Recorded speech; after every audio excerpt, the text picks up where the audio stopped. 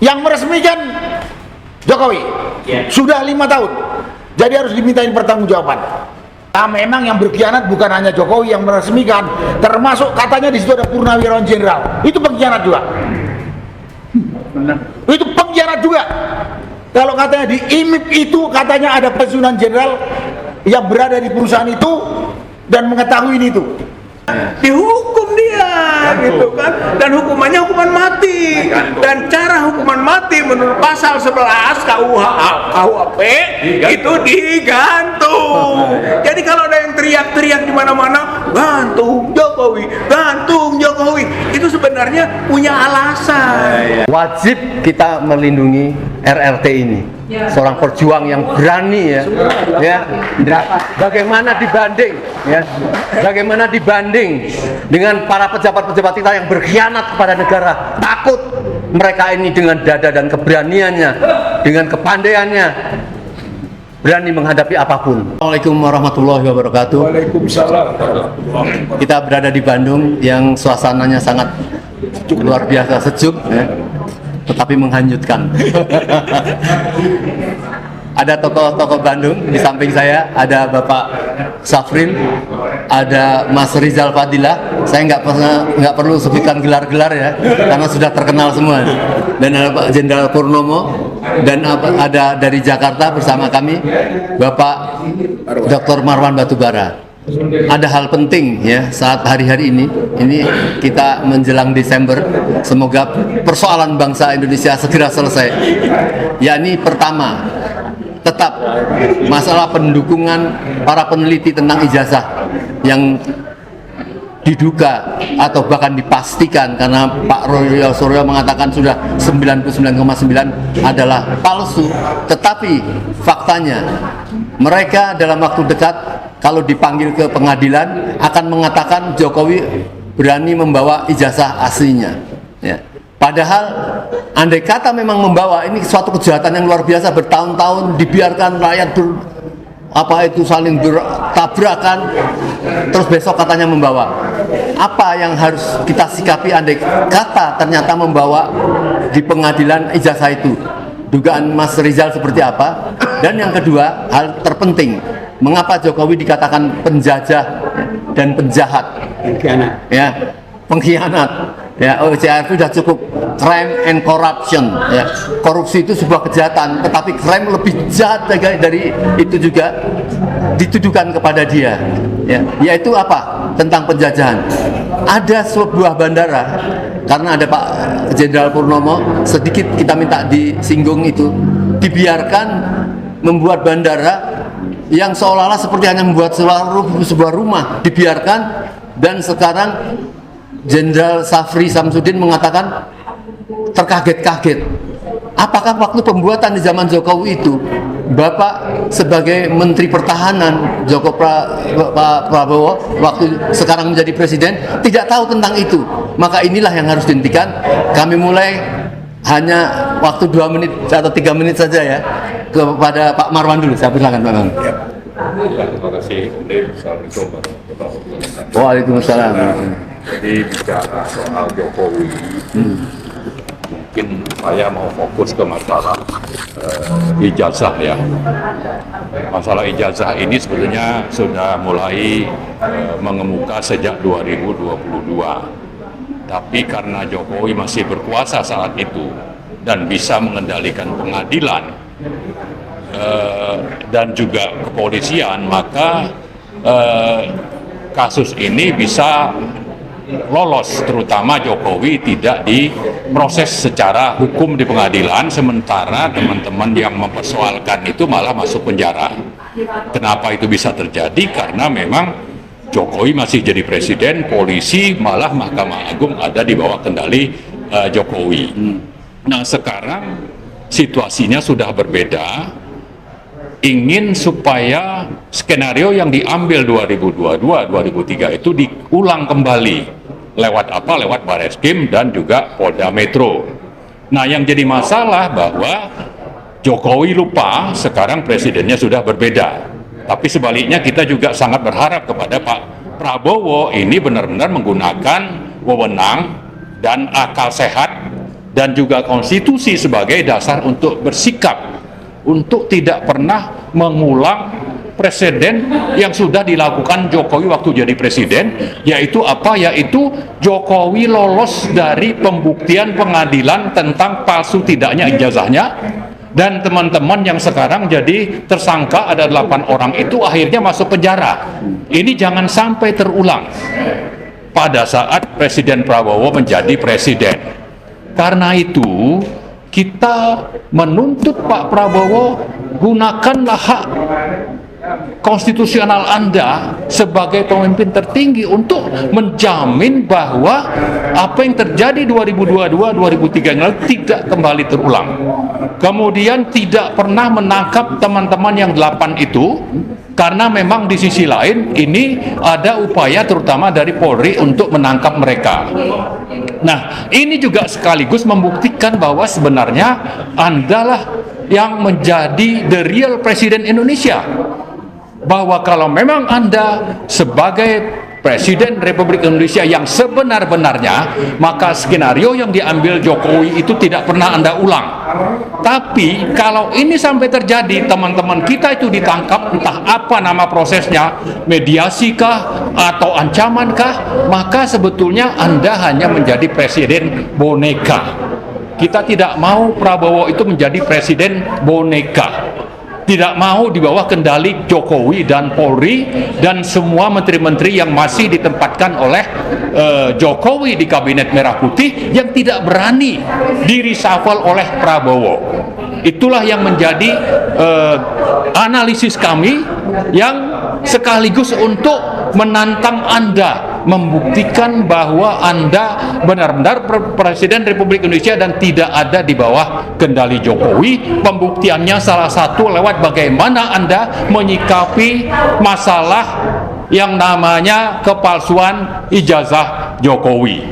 Kalau ini sampai lolos, ya Anda sama saja mungkin tidak pantas untuk melanjutkan menjadi Presiden Republik Indonesia ke 3 atau 4 tahun ke depan. Mending mundur, ya, atau jangan sampai nanti dimundurkan rakyat kalau masih memihak kepada kejahatan, kezoliman, komplotan, konspirasi yang dilakukan oleh Jokowi yang mungkin saja didukung oleh Cina yang sangat berkepentingan dalam hal masalah geopolitik dan yang namanya Belt and Road Initiative, yang saya kira ini Cina terus akan mengejar kita, akan menjadikan kita sebagai objek, dan sekaligus memperingatkan kepada Pak Prabowo jangan sampai ini terjadi.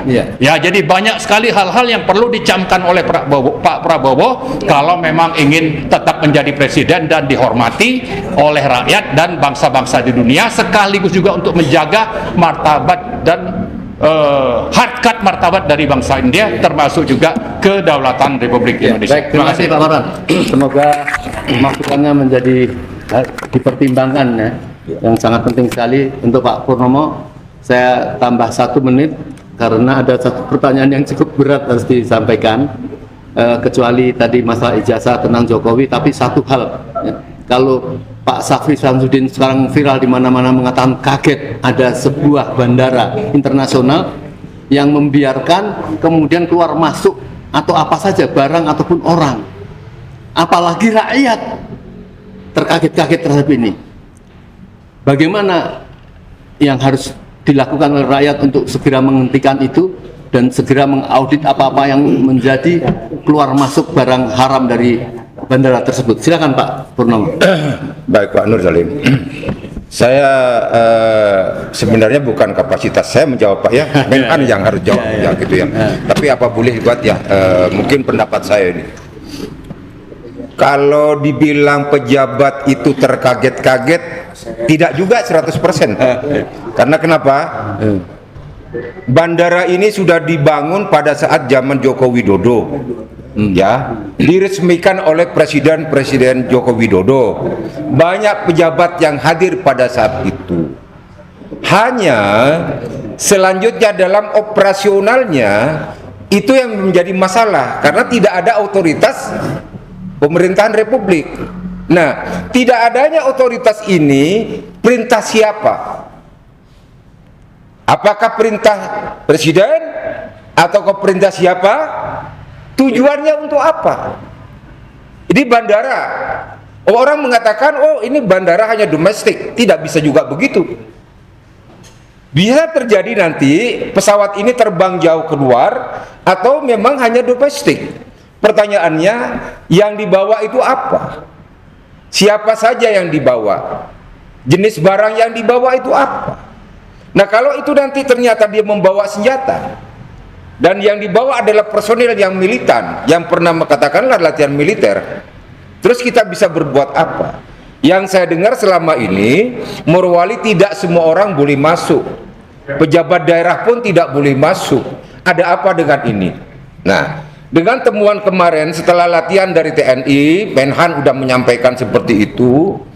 Tentunya rakyat sekarang menunggu keputusan Menhan. Menhan setelah mendapatkan data lapangan seperti itu, tentunya Menhan akan lapor kepada Presiden. Ini loh kondisi lapangan. Nah, maka Presiden akan memberikan perintah kepada Menhan. Perintah ini apa yang diturunkan oleh Presiden Prabowo? Bagaimana proses hukumnya? Nah, ini yang harus jelas nanti agar tidak mengganggu atau kita tidak dihilangkan atau dinyatakan tidak ada kedaulatan negara di dalam negara kita sendiri. Kalau ini tidak ada proses hukum, maka bisa sama saja dengan kita negara tidak berdaulat. Oleh karenanya saya berharap kepada Menhan dan yang tentunya pada Bapak Presiden agar bandara ini diproses secara hukum, bukan terus berjalan selanjutnya, tapi selama dibangun sampai kemarin terjadi apa, ini harus ada proses hukum agar rakyat ada audit apapun namanya, apakah itu manusia yang dibawa, barang yang dibawa, berapa kali penerbangan dari Morowali kemana atau dari mana menuju Morowali, ini semua harus jelas agar rakyat yakin percaya kepada kepemimpinan Presiden Prabowo. Tadi saya sampaikan pada waktu proses yang tadi bahwa Presiden Prabowo tidak usah takut. Waktunya Presiden Prabowo membersihkan negeri ini dari segala kepentingan-kepentingan yang merugikan negara, merugikan rakyat. Pak Bowo harus maju. Tidak usah takut. Rakyat, purnawirawan, TNI pasti di belakang namanya Presiden Prabowo. Sepanjang Presiden itu adalah prajurit Sabta Marga. Berjuanglah Presiden, berjuanglah sebagai purnawirawan merdeka. Assalamualaikum warahmatullahi wabarakatuh. Terima kasih Pak Pur. Sebelum ke Bang Rizal nih, tokoh Bandung 1 kita ini ya, yang konon beliau ini merupakan sahabat dekat dari Bapak Dr. Rizal Amri, seorang pejuang kita yang sudah mendahului kita. Silakan menyampaikan bagaimana perasaan rakyat Bandung nih terhadap situasi entah ijazah, entah kejahatan Pak Jokowi. Silakan Pak. Ya, terima kasih Pak Musa.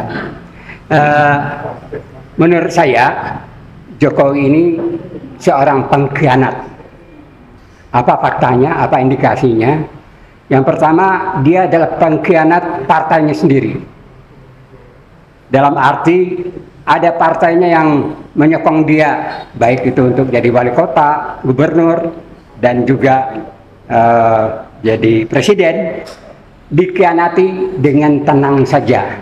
Ya, itulah yang namanya Jokowi pengkhianat. Yang paling berat, Jokowi ini adalah pengkhianat negara. Indikasinya apa? Pertama, jebakan utang bus, ya, yang nanti berakibat terhadap jeratan utang terhadap Cina. Ya mungkin saja ada yang menjadi daerah yang akan diserahkan sama seperti keadaan di Bangladesh. Lalu yang kedua indikasinya adalah PIK 2, di mana dengan gampang Jokowi menempatkan perusahaan swasta menjadi PSN, dan ternyata PSN ini digunakan oleh Aguan. Ya, Aguan ini siapa? Ya, juga indikasi. Lalu indikasi ketiga adalah IKN dengan 190 tahun, ya, AGO, ya. Itu sama dengan memberikan penjajahan kepada asing, sehingga 200 tahun lamanya mereka akan bercokol menjadi warga negara di IKN. Dan ya untung MK sudah memutus ya menjadi separuh, tapi itu pun adalah pengkhianatan dari Jokowi. Dan yang keempat indikasinya adalah bukan indikasi lagi, fakta. yaitu negara dalam negara di Morowali, di mana ketika itu Prabowo menjadi Menhan. Saya tahu Menhan pasti tahu permasalahan itu, tapi tidak berdaya karena ini adalah keputusan presiden, ya kan? Otomatis pengkhianatnya adalah Jokowi sebagai presiden yang mengesahkan yang namanya pelabuhan negara dalam negara itu adalah Jokowi. Jadi kalau pengkhianat negara itu hukumannya ya mati. Ya. Itu sangat bukan wajar lagi. Itu konstitusi, hukuman mati buat pengkhianat negara. Lalu mengenai ijazah, ya, ini kita berpendapat di Bandung, ya, ini adalah kriminalisasi murni. Kenapa demikian? Karena dari apa yang pasal-pasal yang diberikan kepada para 8 tersangka, ya, tidak satu pun bukti yang utama yang diperlihatkan, yaitu ijazah aslinya. Lalu kedua, pasal-pasal itu sebenarnya apa yang dilakukan oleh teman-teman kita di TPUA itu adalah advokasi terhadap ijazah yang diragukan, dan mereka sebagai pembela dan advokat, termasuk Pak Rizal kan advokat, ya, meneliti kemana-mana termasuk ke rumahnya Jokowi untuk tolong diperlihatkan, dan kalau saat itu diperlihatkan selesai, ya. Lalu selanjutnya para peneliti dari 3 itu tidak ada satupun pasal yang berkenan dengan apa yang mereka lakukan, karena 3 peneliti ini melakukan penelitian yang dijamin oleh undang-undang. Tidak bisa disalahkan misalnya yang namanya rakyat melakukan penelitian secara ilmiah, lalu tantangannya adalah hukuman. Kalau itu dilakukan oleh polisi dengan kriminalisasi ini, otomatis ketakutan bagi para peneliti di Indonesia. Ini menghancurkan bangsa, ya. Jadi kami dari Bandung jelas melawan kriminalisasi yang dilakukan oleh Polri, ya, terutama Polda Metro Jaya. Ya. Terima kasih. Baik, terima kasih Pak Safril. Terakhir Mas Rizal, kita tahu betapa satu orang ini ya, mendidik anak sampai ke SMA saja tidak bisa. Kalau dia menghantarkan anaknya sampai ke SMA, orang Solo semua tahu. SMP meninggalkan, bohong-bohong seolah ke Singapura. Kalau memang betul tidak apa-apa, tapi faktanya itu tidak ada. Jadi kejahatan kepada anaknya yang masih kemarin sore suruh menjadi wakil presiden, itu bukan jahat kepada anaknya saja, tapi masyarakat 270 juta ini diperlakukan seperti seenaknya saja. Yang terakhir, bagaimana andai kata ijazahnya yang tidak pernah ditunjukkan pada saat pemeriksaan besok di Barreskrim katanya akan membawa, kemudian membawa, apa sikap kita terhadap ijazah yang tahu-tahu ujuk-ujuk misalnya ada? Silakan Pak. Ya, terima kasih Om Lim. Yang pertama, ini bapak dan anak sama saja, ya, tukang bohong, gitu kan, tukang ngibul, gitu kan, melalui berbagai cara, termasuk dokumen-dokumen, gitu. Ini fakta, dan inilah krisis bangsa kita yang punya pemimpin seperti ini. Kualifikasinya menurut agama itu sebenarnya munafikun, gitu ya. Ada hadis Nabi, ayatul munafik salatun, gitu kan. Ayat munafik, tanda-tanda kemunafikan itu 3. Yang pertama, idza hadatsa kazab, kalau ngomong bohong. Yang kedua, wa idza wa'ada akhlaf, kalau dia berjanji dia pasti ingkar. Dan yang ketiga, wa idza tu'mina khona, kalau diberi amanat dia pasti hianat, gitu. Nah, hadis sahih Bukhari Muslim ini muttafaqun alaih, nampaknya kena pada Jokowi dan juga mungkin kena pada Gibran, gitu kan, yang tidak bisa dipegang, baik ucapannya, janjinya maupun amanat yang seharusnya ditunaikannya. Gitu, satu ini poin pentingnya, gitu kan. Kita punya pemimpin yang mau diteruskan ke anaknya dalam kualifikasi ambivalen atau munafik, gitu. Dan kalau nanti ke hari akhir, orang munafik itu di darkil asfal minanar, tempat paling bawah di neraka, gitu kan. Aspal itu paling bawah, itu tempatnya kalau punya keimanan, dan bahaya sekali itu konteks yang pertama. Yang kedua adalah bahwa karena kita tidak bisa percaya lagi kepada orang yang gitu kan dikualifikasi tadi, omongannya, perbuatannya, janjinya, gitu nggak bisa dipegang nih. Maka ketika tadi disebut saya akan tunjukkan ijazah asli saya di pengadilan, itu saya yakin bullshit juga Om Lim. Sebab apa? Sebab pernah terjadi berulang-ulang itu di Pengadilan Negeri Jakarta Pusat, Pengadilan Negeri Solo, Pengadilan di Sleman, semuanya konteksnya ijazah. Dan Jokowi nggak pernah hadir dalam sidang-sidang mediasi yang disebut dengan sidang pengadilan yang harus menunjukkan ijazahnya. Nggak ada itu. Jadi kalaupun sekarang misalnya di dalam rangka proses pidana nih, gitu kan, mau menunjukkan di pengadilan, saya yakin itu juga tidak akan. Gitu ya, memang itu hal yang sudah berulang-ulang gitu. Jadi seorang pembohong nggak akan bisa dipercaya oleh satu peristiwa. Gitu kan, memang dia sudah biasa begitu. Itu konteks yang akan ditunjukkan. Nah kalau nanti ternyata benar di bawah ditunjukkan nih kan yang dimaksud Om Lim, gitu kan, ditunjukkan. Kita yakin yang ditunjukkan itu yang sama saja yang sudah kita ketahui, bukan sesuatu yang baru, gitu kan. Sebab itu yang didaftarkan ke KPUD Solo, itu yang didaftarkan ke KPUD Jakarta, itu yang dilaporkan atau didaftarkan ke KPU Pusat, itu yang ditunjukkan oleh dekan UGM, Fakultas Kehutanan, itu yang ditunjukkan oleh Bareskrim, itu hasil penyelidikannya, itu juga yang ditunjukkan oleh banyak pihak yang berhubungan dengan misalnya wartawan tuh yang ditunjukkan, kemudian apa ciri-cirinya, sama saja ijazah yang fotonya orang yakin bukan foto Jokowi, kemudian juga capnya itu cap kok di bawah foto, belum font face-nya, belum tata letaknya.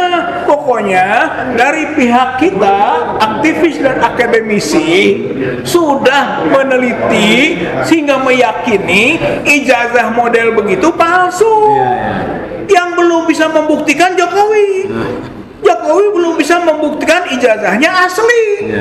Baru omong-omong saja, belum ada bukti. Jadi kalaupun nanti ditunjukkan benar nih di pengadilan, kita akan minta bahwa yang ditunjukkan itu teliti oleh pusat laboratorium forensik, itu kan, yang independen.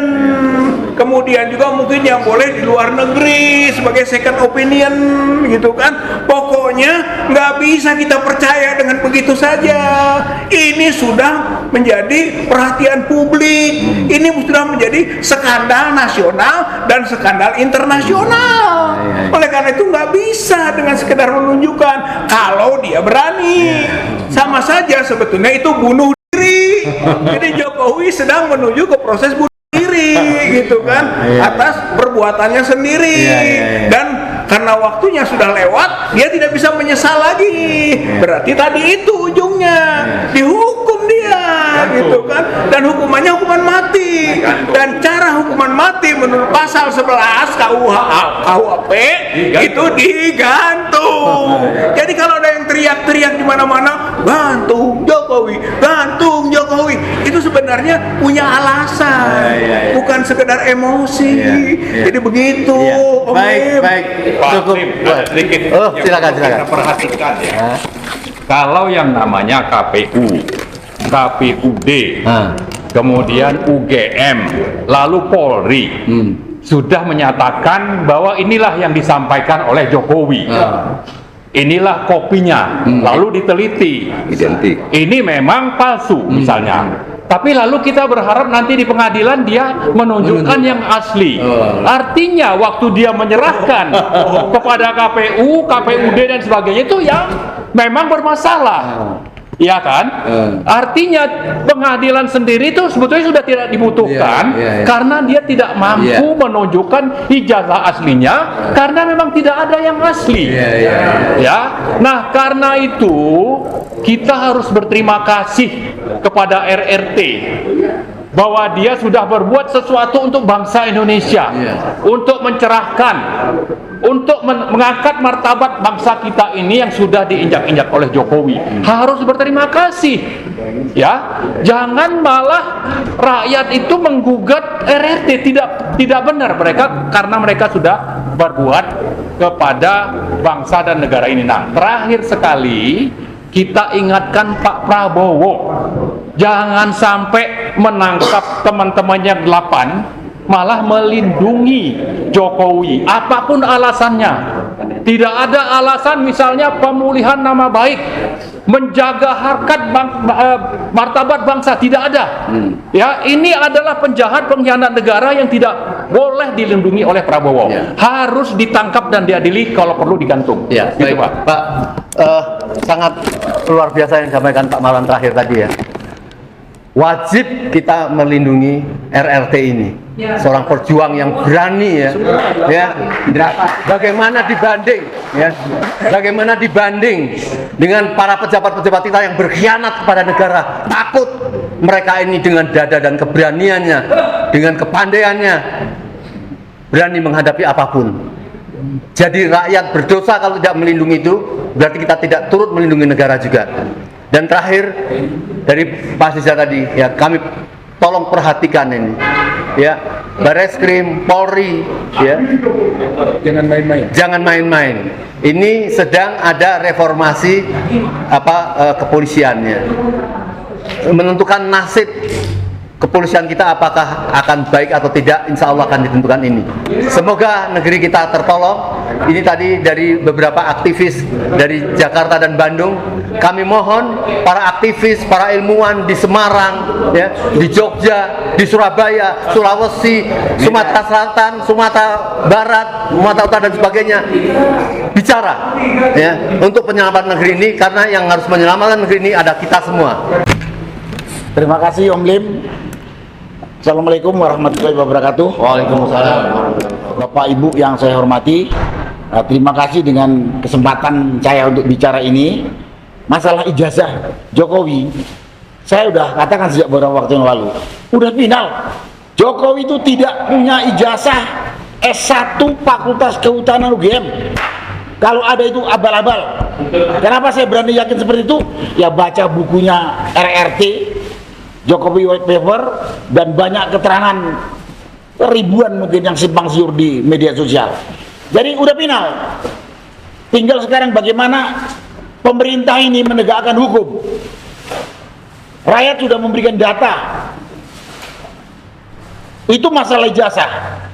Masalah yang lain-lain juga banyak sekali menyebut nama Jokowi. Saya heran kepada pemerintah ini.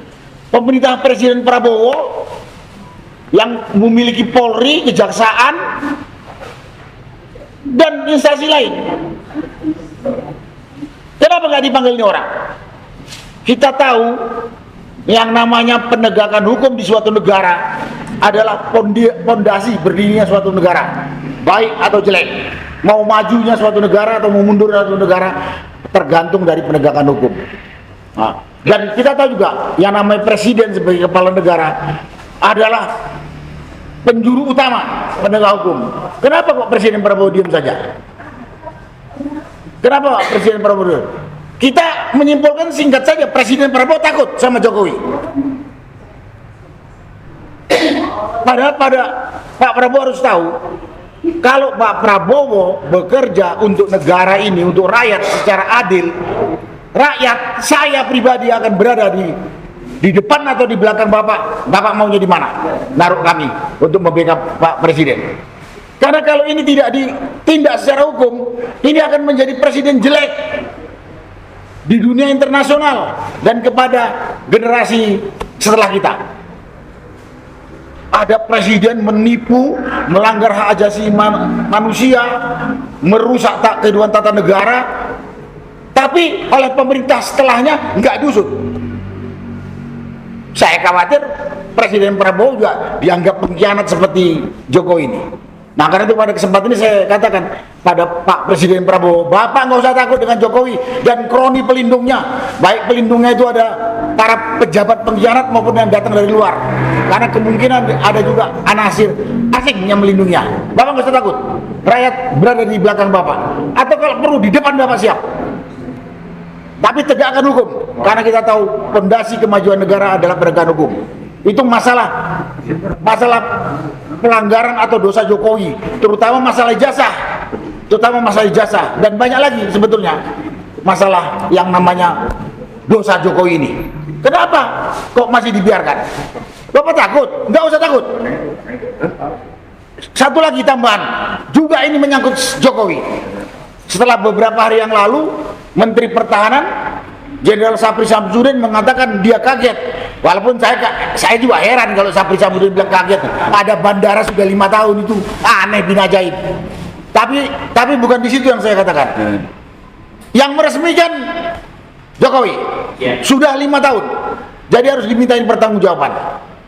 Ini bandara saya dengar juga menerima kedatangan pesawat dari luar negeri. Kalau bandara kecil, saya pernah tahu bandara kecil banyak.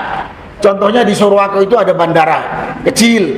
Itu hanya untuk pesawat dari Makassar ke Surwako untuk melayani para pejabat di perusahaan itu. Oh, ini katanya datang dari luar negeri. Berarti apapun yang masuk situ tak terkontrol oleh pemerintah. Tidak membayar pajak. Oke lah kalau pajak kecil. Tapi kalau dia membawa barang-barang berbahaya, mau itu narkoba, mau itu senjata, dan lain sebagainya, jadi apa kita? Itu satu. Yang kedua, ini merusak kedaulatan bangsa. Kalau udah namanya merusak kedaulatan bangsa, ini pengkhianatan. Ya memang yang berkhianat bukan hanya Jokowi yang meresmikan, termasuk katanya di situ ada Purnawirawan Jenderal. Itu pengkhianat juga. Itu pengkhianat juga. Kalau katanya di IMIP itu katanya ada pensiunan jenderal yang berada di perusahaan itu dan mengetahui ini itu bandara ilegal yang tidak dikelola oleh Departemen Perhubungan, Bea Cukai, Imigrasi kita. Wah, itu pengkhianatan. Oh, ini dosa besar nih. Jadi di samping Jokowi juga harus mempertanggungjawabkan, begundal di dalamnya juga harus diusut. Nah, karena itu Pak Prabowo harus usut ini. Ini penghinaan kepada bangsa, merusak kedaulatan. Saya katakan pengkhianat itu di negara manapun di dunia ini hukuman mati. Tak ada pengkhianat jadi hukum mati. Ini harus dilakukan oleh pemerintah. Kita dukung Presiden Prabowo dalam menegakkan hukum yang telah kita gunakan selama ini. Kalau Bapak tidak tegakkan hukum, Bapak yang kami sebut sebagai pengkhianat. Terima kasih. Wassalamualaikum. Baik, terima kasih Pak Narko. Saya kira tidak ada bosan-bosannya Pak Narko memberikan masukan kepada seorang sahabat, seorang presiden. Mengapa saya katakan sahabat? Saya yakin pasti beliau kenal karena sama-sama dari Kopassus ya. Dan Pak Prabowo dalam Islam, pemimpin yang adil dan jujur mendapat level surga nomor 1. Gunakanlah ini. Kesempatan sangat baik sekali untuk Bapak supaya dicintai rakyat dan berbuat adil dan kebenaran. Di samping saya, Bapak Laksamana Sony, tentu beliau lebih tahu lah ya, urusan urusan udara ya. Iya, silakan Pak Sony. Masalah Morowali. Terima kasih Pak Mursalin. Assalamualaikum warahmatullahi wabarakatuh. Allahumma arinal haqqa haqqa warzuqna ittiba'ah wa arinal batila batila warzuqna tinabah. Baru-baru ini kita dikagetkan dengan berita ada negara di dalam negara, dan itu tidak boleh. Itu keterangan dari Bapak Menhan Jenderal Sapri Samsudin. Saya sebagai warga negara ya terperanjat juga mendengar berita itu. Seharusnya negara yang sudah bandara yang sudah diresmikan oleh seorang kepala negara nggak layak disebut kita tidak tahu. Nah, dalam hal ini tentunya perangkat negara, instrumen republik kan lengkap. Ada keamanan, ada pertahanan, ada bea cukai, ada juga yang ada di bandara itu tentunya dinas atau departemen Kementerian Perhubungan. Ini kan harus, mana mungkin satu bandara tidak dilengkapi dengan instrumen-instrumen bandara itu tersebut. Nah, ini perlu diselidiki, diusut lebih tuntas. Dan anehnya, tidak ada yang mengaku siapa itu. Harusnya PT IMIP Internasional Morowali, ya, International Park itu, dia yang lebih tahu dan memberi penjelasan. Itu kan bandara kan miliknya negara, luas tanahnya yang digunakan adalah milik rakyat. Negara ini kan kedaulatan rakyat. Harusnya DPR, Komisi 1, Komisi 3, dan Komisi 5 ini peka terhadap ini. Mereka DPR digaji untuk apa? Untuk mengawasi hal-hal seperti ini. Kenapa DPR diam aja? Harusnya sebelum menteri bertindak, DPR memberi keterangan kepada rakyat bahwa di sana ada bandara. Kan nggak ada. Kita sebagai rakyat yang tinggal di kota Jakarta, di kota Bandung yang besar gini, nggak disebut ada bandara. Sedangkan Kalijati aja tutup, hidup, tutup, buka, tutup dikasih tahu. Kenapa di sana tempat turun, keluar masuk barang dan orang? Wah, ini kan bahaya. Apa yang disampaikan tadi sama dari Jenderal Narko, bahaya. Mungkin ada barang-barang yang terlarang, ilegal, manusia-manusia yang ilegal, ya kan? Ini tugasnya siapa? Tugasnya imigrasi. Harusnya kan bandara selama 5 tahun ada manifestnya itu. Sekian ribu tenaga kerja masuk, ya kan? Sekian ribu ton nikel diangkut, sekian ribu ton alat-alat apa ini, kita nggak tahu alat apa yang masuk, alat apa yang keluar, barang apa yang dimasukkan, barang apa yang keluar, manusia yang masuk, warga negara apa aja. Ini perlu diketahui. Ini tugasnya pengawas Komisi 1, Komisi 3, Komisi 5. Demikian yang dapat saya sampaikan, mudah-mudahan bisa direalisasikan agar kedaulatan negara kita terjaga, dan ini pengawasan langsung oleh Presiden. Terima kasih. Selamat sore. Bang Ismet, terakhir nih, sebagai aktivis dan pengamat, tentu merasa geram juga ini masalah bandara yang ada di Morowali ini. Bagaimana menurut Bang Ismet? Karena kalau itu memang dibangun pada saat zaman Jokowi, ini bukan saja sebagai penjahat, ini penjajah sekaligus, yang saya kira memang hukumannya harus berat, karena bukan saja mengambil, mencuri milik negara, tetapi membiarkan bangsa asing menjajah negeri ini. Silakan.